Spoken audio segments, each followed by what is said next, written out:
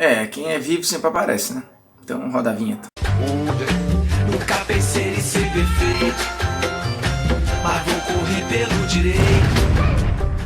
Fala moçada, beleza? Bruno Formiga na área, convidando você a se inscrever no canal, tocar na notificação, assistir o vídeo até o fim e aí depois dar um like ou dar o dislike. Também se não quiser fazer nada, não tem problema nenhum. No meio do caminho você pode o quê? Dar uma comentada marota, pegar o link, compartilhar naquele grupinho de WhatsApp que só conversa groselha. Porque é o seguinte, desde que eu comecei no jornalismo, e isso foi em 2007, tem uma coisa que é constante na minha carreira e na de qualquer outro jornalista esportivo, isso eu tenho plena certeza. Seja apresentador, repórter, produtor, editor, comentarista, narrador, não importa. É a palavra imparcialidade. É uma cobrança diária dos torcedores de todos os times. Se você for nas redes sociais agora, de qualquer jornalista esportivo, você vai ver lá. Seja imparcial, você não está sendo imparcial, seu parcial, e aí vem um xingamento normalmente na sequência. Os torcedores banalizaram já essa palavra há muito tempo, né? Porque no final das contas, em média, eles acham que a imparcialidade é concordar com eles. Portanto, quando você faz uma crítica que eles discordam, normalmente você está sendo parcial, ou seja, você está distorcendo a análise por conta da sua paixão. Inclusive está aqui, ó, o que é a definição de imparcialidade, você vai ver aqui embaixo. Então, de fato, isso aqui é uma premissa básica do jornalismo. É você não se deixar poluir pelas suas visões, pelas suas paixões. Quando você vai escrever uma matéria, quando você vai pautar alguma coisa ou quando você vai fazer uma análise. E na média, o torcedor, como eu já falei, ele quer o quê? Ouvir opiniões que batam com as dele. Ou seja, o torcedor ele quer alguém que endosse o que ele já previamente acha. Quando vem uma visão que é discordante da dele, o que vai na contramão do que ele pensa, a primeira reação é falar: esse cara tá contra o meu time. E dificilmente se para pensar ali se a análise ela é de fato crítica, ela é isenta ou não. Num primeiro momento é algo reativo, quase que automático. E aqui, obviamente, que eu não vou generalizar, isso não são todos, mas em média é isso que acontece. Essa cobrança diária, que poderia ser saudável,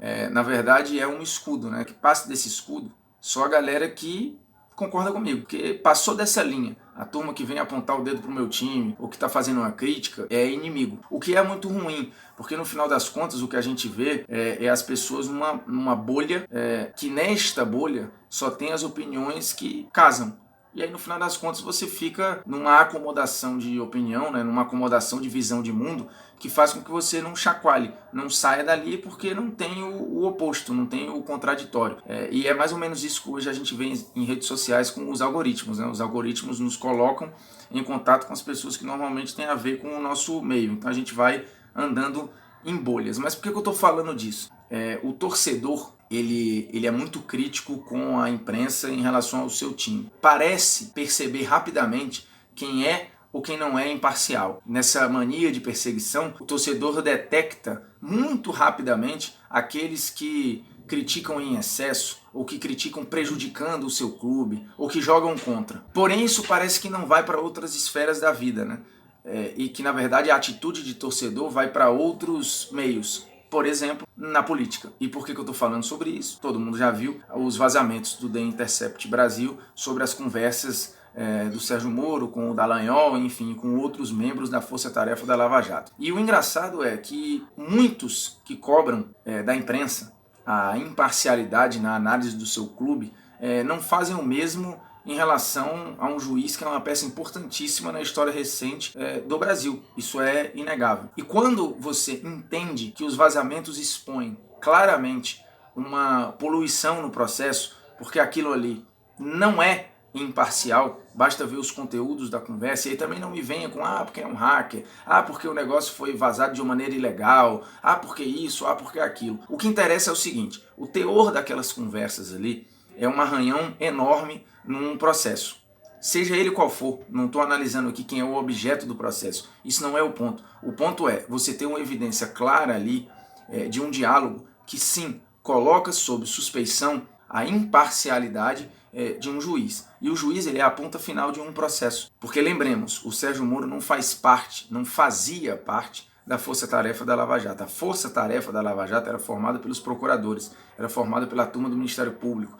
O juiz, ele não faz parte de uma força-tarefa. A força-tarefa tem um único objetivo: acusar e condenar. Este é o acusado. E, obviamente, se eu estou dizendo que este cara é acusado, eu tenho a plena certeza de que ele é culpado. Se um juiz entra num processo ou em um julgamento tendo a certeza do culpado, que julgamento é esse? Ele não está julgando, porque já foi pré-julgado. Então esse não é o papel de um juiz. Portanto, o que eu quero dizer aqui é que a cobrança das pessoas, muitas vezes, por imparcialidade, é uma cobrança parcial. As pessoas cobram aquilo que elas querem ouvir. E aí a racionalidade tem entrado muito pouco, porque não interessa se você é esquerda, direita ou diagonal. O que importa é, esses diálogos deveriam indignar as pessoas de qualquer setor, e não, os fins não justificam os meios. E aí eu não vou entrar em análises pós, o que vai acontecer agora, ou o que deveria acontecer, isso não interessa. O que eu proponho aqui é só uma reflexão, não só na política, como no futebol. As pessoas cobram por algo que elas normalmente não executam, por isso é chamado de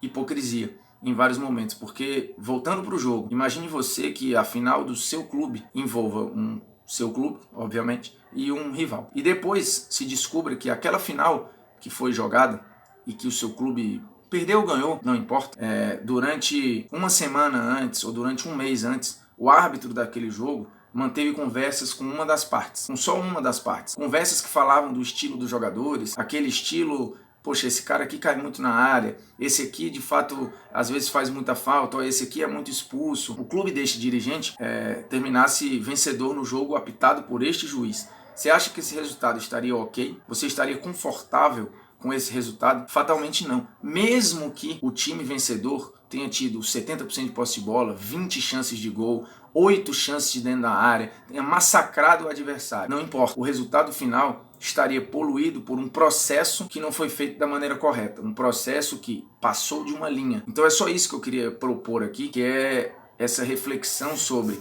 será que você está cobrando imparcialidade? E no fundo você é muito mais parcial do que aquele que você está apontando o dedo. No final das contas a gente está rodeado aí de uma hipocrisia danada. E o que deveria gerar revolta geral, no final gera apenas mais rivalidade de quem já tinha uma opinião formada aqui e quem já tinha uma opinião formada aqui. E aí os fatos são mero detalhes, porque se esses fatos concordam com você, eles são fatos. Se esses fatos discordam de você, eles são uma armação de algum lugar. Só que não interessa se você concorda ou se você discorda, os fatos